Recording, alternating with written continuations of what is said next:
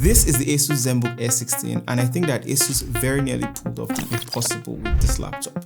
There are three main categories that makes this a great laptop, and the third one is where ASUS did the most. I think this is the kind of laptop that continues to impress you the longer you spend time with it.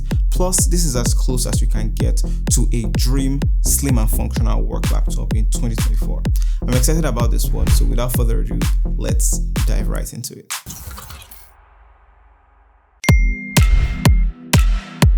The design of this laptop is a complete 10 out of 10 in my opinion. In the category of big laptops, this one definitely tops the ranking of the most visually appealing device. With this Scandinavian white color that we got ours in, I think the most fitting adjective for this is beautiful. It's also very thin, which is not common for laptops in this size. Large laptops are generally thick, but ASUS managed to stand out in this design category. For context, this is how the laptop looks like when you put it next to an iPhone 15 Pro Max. It's pretty much the same thickness when the laptop is closed. ASUS is doing something new for the design of this laptop. It has two main goals. The first one being that it needed to be durable, and the second one is to do the first and maintain a slim design. Having a slim laptop is great, but it also raises the risk of breaking if it is not durable enough, and we don't want that. ASUS is calling this material ceraluminium. Ceraluminium. Sound like cereal. This took some doing, this took some work, but they managed to transform aluminum into the high-tech ceramic with the process they are calling ceramization. I think it's pretty cool that so much tech has gone into the design of this laptop, and all things considered, you are getting a laptop with a great build quality that is also scratch resistant and should last long. But things get even better once you open this laptop up. The keyboard and the trackpad are very well distributed across the width of the laptop, so it maintains the same aesthetic vibe that we first see on the outside. Speaking of the keyboard, another common issue with keyboards on thin laptops is the lack of depth and travel distance, but the Zenbook S16 doesn't compromise here. I did a decent amount of typing with this keyboard and I had a pleasant experience. The trackpad is also perfectly sized. I like how big it is, and a small but thoughtful addition is the control functions that are available on this trackpad. When you slide up or down on the right edge of the trackpad, you can adjust the brightness of your laptop, and when you slide up or down on the left side of the trackpad, you can increase or decrease your volume. This can be very useful if you are viewing content and you need to do quick controls. Speaking of content, you can also slide right on the trackpad to fast forward what you are watching, and I think it's quite nice. This then brings us to the second category that truly shines on the Zenbook S16, and that is the display. ASUS has always done a brilliant job with its displays, and this one is no exception. Even when this device is turned off, you can already tell that this is a high quality display. You have high expectations of what this is capable of. And the icing on the cake is that you get to enjoy this large 16-inch display and everything feels even more immersive. It's a touch-enabled OLED display, so that already explains about half of what makes this such a fantastic display to use. The resolution is 2880 by 1800 pixels with a 16 by 10 screen ratio, but it also has a bunch of other features that make up this amazing display. It covers 100% of the DCI-P3 color gamut, it supports HDR content and Dolby Vision, and it's also Pantone validated, meaning that the colors are on point, the colors are vivid and accurate. So to top all this off, the display also has a refresh rate of 120 Hz, and this made it very fun to use. It's very smooth, the motion is very smooth when you're scrolling, when you're moving the cursor, and when you're just doing tasks in general. In reality, this display is almost too good. Watching high quality content on here is so pleasant on the laptop. Almost everything that I played on this screen looked so good, especially our videos. While we're on the topic of consuming content, the speakers on the Zenbook S16 are also quite impressive, mainly in relation to the slim form factor. ASUS managed to fit 6 speakers into the laptop, 2 of which are dedicated to high frequencies, while the 4 others are for lower frequencies. The audio quality was sharp and clear, but it could use more in terms of the bass. They would definitely need more space to improve on that, but this laptop is slim. But for casual listening, you should have a pleasant experience overall.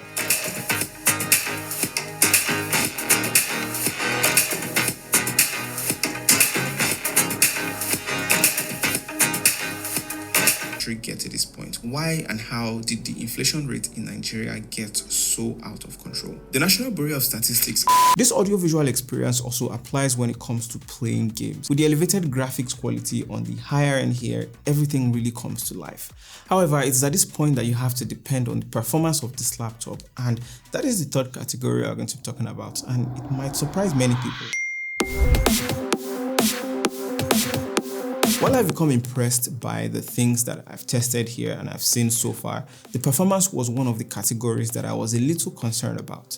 But as soon as I started pushing the performance of this laptop to some limits, most of those worries were dissipated. On paper, my review unit has 32GB of RAM, and for storage it's a 2TB SSD on here.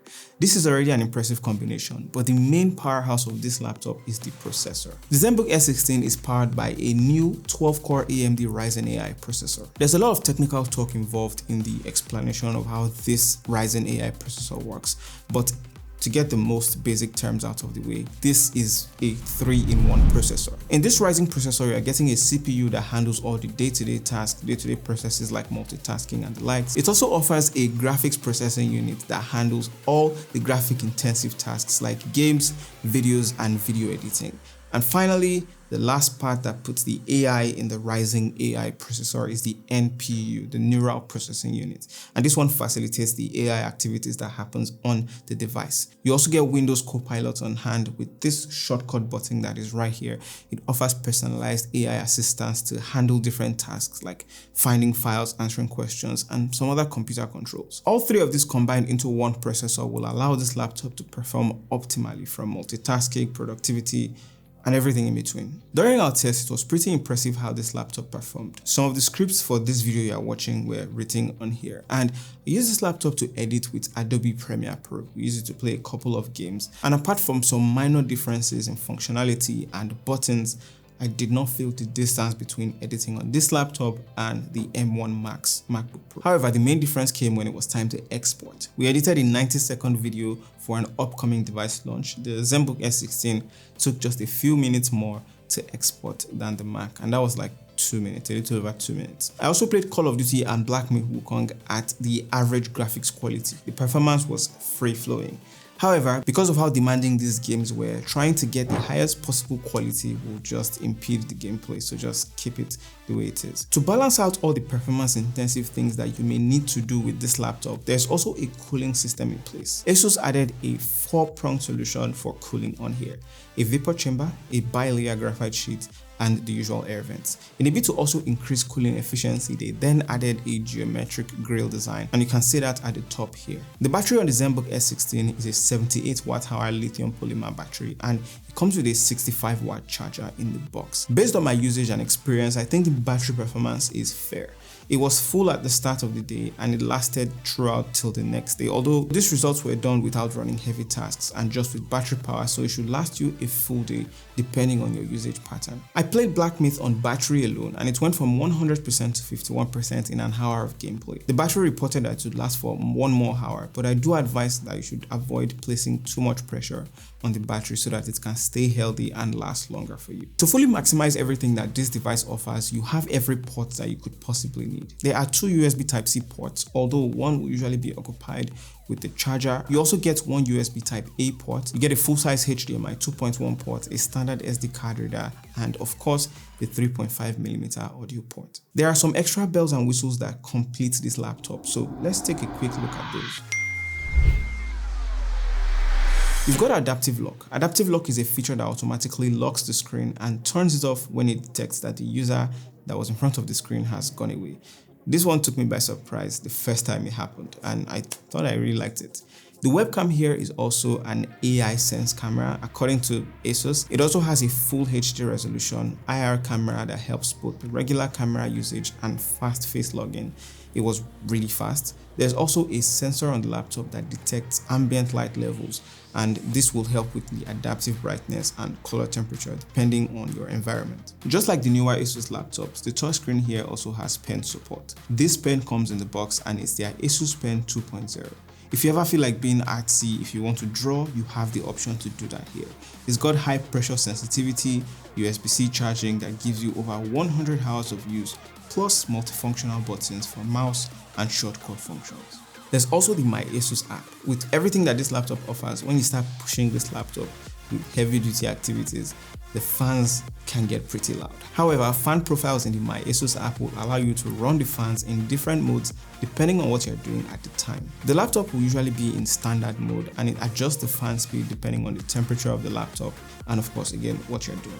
There's also whisper mode that keeps the fans quiet. It's not completely silent, but the difference between the standard mode and the whisper mode is literally night and day. You can tell the difference. When I turned it on the first time, I was fascinated.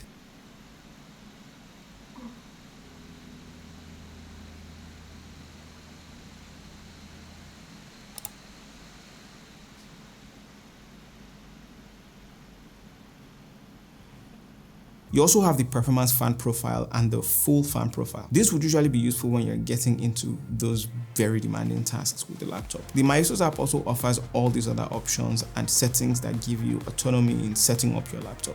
This way you can set it up depending on your specific use case. You have a lot of options and everything here will stay as efficient as possible. In general, a recurring theme with this laptop is efficiency. From its design to all the different features that ASUS added to facilitate that performance and functionality, I think, they were efficient. Let me know your thoughts on the ASUS Zenbook S16 in the comments below. And if you want to get it at the pre-order price, be sure to use the link in the description below. You can get it for a discounted pre-order price of just around 3.1 billion naira. And this price is bound to go up when pre-order ends. So if you would like to get it, you know what to do. If you would like to see yet another fascinating ASUS laptop with 2 screens and a detachable keyboard, check out this video right here and I'll see you in that video.